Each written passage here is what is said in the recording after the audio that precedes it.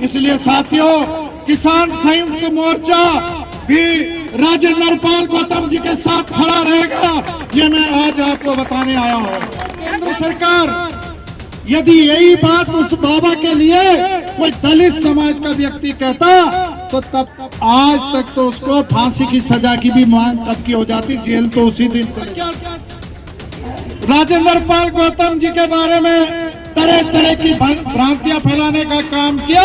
मैं सैल्यूट करता हूं राजेंद्र गौतम जी को, जिन्होंने मंत्री पद से इस्तीफा देने का काम किया। क्या कोई वार्ड में इस तरीके की भाषा का इस्तेमाल किया, उसके खिलाफ यदि चंद दिनों के अंदर उचित कार्रवाई नहीं हुई तो हम लोग जो है देश के अंदर जगह जगह चक्का जाम करने का काम करेंगे। बौद्ध धर्म की क्या पहचान, अंत में साथ है। अरे कह गए बाबा साहब डॉक्टर भीमराव अम्बेडकर, अरे खुद करो अपनी हिफाजत, बुज़दिलों को तो फरिश्ते भी बचाने नहीं आते। बाबा साहब अम्बेडकर अमर है जो उत्तराखंड देहरादून से आए हैं और वहां उन्होंने भी बहुत अच्छा मूवमेंट चला रखा है। तो मैं निवेदन करूंगा कि दौलत कुंवर जी आप अपने विचार रखें। बहुत बहुत धन्यवाद। अंधे को जिन्होंने आंख दी और लंगड़े को जिन्होंने टांग दी, बेजुबान को जिन्होंने जुबान दिया और महात्मा गांधी को जिन्होंने जीवन दान दिया, भारतवर्ष के भीमराव अम्बेडकर जी के चरणों में कोटि कोटि नमन करते हुए, वंदन करते हुए आज दिल्ली के ऐतिहासिक जंतर मंतर पर जो ये आज का धरना प्रदर्शन है, मेरे बड़े भाई राजेंद्र गौतम जी के लिए, जो एक बाबा ने कहा था कि इनका जो कलम करेगा उनको हम 50 लाख रुपए देंगे। आज तक कहां है केंद्र सरकार? यदि यही बात उस बाबा के लिए कोई दलित समाज का व्यक्ति कहता तो तब आज तक तो उसको फांसी की सजा की भी मांग कब की हो जाती, जेल तो उसी दिन चले जाता। एक मंत्री को, एक दलित समाज के मंत्री के व्यक्ति को इस तरीके की बात कही गई है। इसी पीड़ा को लेकर उत्तराखंड से मेरे साथ में जो साथी आए, आपका बहुत बहुत धन्यवाद। और मैं मंत्री जी के बारे में बताना चाहता हूं, 2 मिनट लूंगा आपके। 20 साल पहले मैं बाबा साहब अम्बेडकर जी के बारे में भी नहीं जानता था। 20 साल पहले जब उनके बारे में मुझे बताया गया, क्योंकि हम लोग पहाड़ों से हैं, इतनी जानकारियां कोई देता नहीं हमारे बच्चों को, तो मैंने उसी दिन हिंदुस्तान लीवर जैसी कंपनी 3 दिन के बाद नौकरी छोड़ दी। पहला दिन वो था मेरे जीवन में जब लोगों ने कहा कि बाबा साहब अम्बेडकर जी ने केंद्रीय मंत्री पद तक को लात मार दी थी। और उसके बाद 20 साल के बाद एक ऐसी शख्सियत जिनके लिए दिन तो क्या, रात के 12 बजे भी हमको खड़ा होना पड़ेगा उत्तराखंड के लोगों को, तो हम खड़े होंगे। मैं पूछना चाहता हूं आज दिल्ली के लोगों से, दिल्ली में पार्षद का पद है, विधायक का पद है, उसके बाद मंत्री, दिल्ली सरकार में मंत्री, आखिर इनका गुनाह क्या था? किस तरीके से इन मठाधीशों ने दबाव बनाकर क्या क्या राजेंद्र पाल गौतम जी के बारे में तरह तरह की भ्रांतियां फैलाने का काम किया।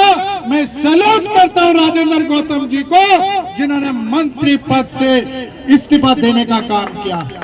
क्या कोई वार्ड मेंबर तक का आज के टाइम कोई इस्तीफा देता है क्या? कोई नहीं देता है।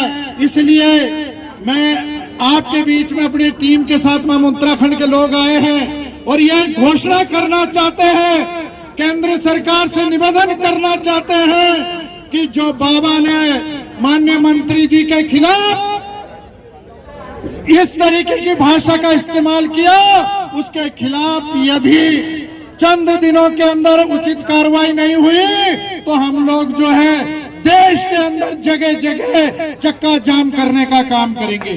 मैं अपना परिचय बता दूं, मैं किसान आंदोलन का फाउंडर सदस्य हूं। जब कुरुक्षेत्र के अंदर किसान संयुक्त मोर्चा बनाया गया, जब दिल्ली के अंदर कूच करने का काम किया गया, तो उसमें केवल 60 लोग हैं। 60 लोगों में मेरा भी नाम है। और गाजीपुर बॉर्डर पर राकेश टिकैत जी और मैंने वहां पर का मोर्चा संभाला था। इसलिए साथियों, किसान संयुक्त मोर्चा भी राजेंद्र पाल गौतम जी के साथ खड़ा रहेगा, ये मैं आज आपको बताने आया हूँ। और मैं आपको कहने आया हूँ, केंद्र सरकार ने अगर उस बाबा के खिलाफ शीघ्र कार्रवाई नहीं करी, तो हम लोग ये केंद्र सरकार के साथ साथ राज्य सरकारों की भी ईंट सीट बजाने का काम करेंगे। इसलिए आज हमारा एक सांकेतिक ये धरना है जंतर मंतर पर, लेकिन सरकारें इसको कान खोल के सुन ले। संयुक्त किसान मोर्चा भी हमारे राजेंद्र पाल गौतम जी के साथ खड़ा है। और मैं बताना चाहता हूं आज आपको, राजेंद्र पाल गौतम वो शख्सियत है जिनसे मैंने चंद निवेदन किया था, और 4 दिन पहले ये उत्तराखंड आए थे। और उत्तराखंड में जानते हो क्या हुआ? एक नाम होगा केवल आपको मालूम, अंकिता भंडारी, लेकिन 9 हत्याएं 2021 से 2022 के बीच में अनुसूचित जाति की हुई है, उसका कोई नाम निशान नहीं है। लेकिन जिस दिन माननीय मंत्री जी दिल्ली देहरादून पहुंचे, उसी दिन पिंकी हत्याकांड, केवल एक नाम लूंगा मैं आपको, वो लड़की 12वीं पास होने के बाद उसके पिताजी घोड़ा का चलाने का काम करते थे, गांव का सामान छोड़ने का काम करते थे। और वहीं के भाजपा के एक नेता ने उनके पिताजी को कहा कि ये लड़की मेरे साथ भेजो, इसको मैं कंप्यूटर कोर्स कराऊंगा और इसको नौकरी पे लगाऊंगा देहरादून। वो दरिंदा उस बेटी को ले गया, क्योंकि बाप गरीब था, और उस बेटी को ले गया 3 से 3.5 महीने देहरादून और हरिद्वार के होटलों में घुमाया, और बाद में उसको घर छोड़ दिया। उसके 15 दिन के बाद एक लड़की और भगा के लेके आया, और उसके बाद पिंकी ने उसका विरोध किया, तो पिंकी को गांव के ऊपर ही गोली मार दी थी सर पे। और 2021 में मुकदमा दर्ज हुआ 302 में, SC/ST एक्ट में वो आजाद घूम रहा था। लेकिन हमारे साथी मिलकर 1 साल 1 महीने के बाद जब धरने पे बैठे, ये राजेंद्र पाल जी के गौतम जी के जब पांव देहरादून पहुंचे, तो दूसरे दिन ही बॉम्बे से दिखाया गया, उस कातिल को जेल की सलाखों के पीछे भेजने का काम किया है।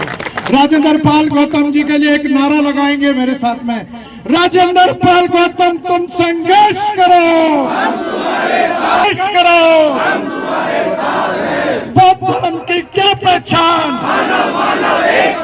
अंत में साथियों, क्योंकि लोग बड़ी तादाद में निवास करते हैं, मेरी उनसे अपील है, बाबा साहब के एक शायर के माध्यम से अपनी बात यहाँ पर समाप्त करूंगा। बाबा साहब ने कहा था, पौधों पर फूल यदि सुहाने नहीं आते, तो भंवरे भी साथियों खुशबू चुराने नहीं आते। अरे कह गए बाबा साहब डॉक्टर भीमराव अम्बेडकर, अरे खुद करो अपनी हिफाजत, बुज़दिलों को तो फरिश्ते भी बचाने नहीं आते, नहीं आते। बाबा साहब अम्बेडकर अमर रहे, बाबा साहब अम्बेडकर अमर रहे।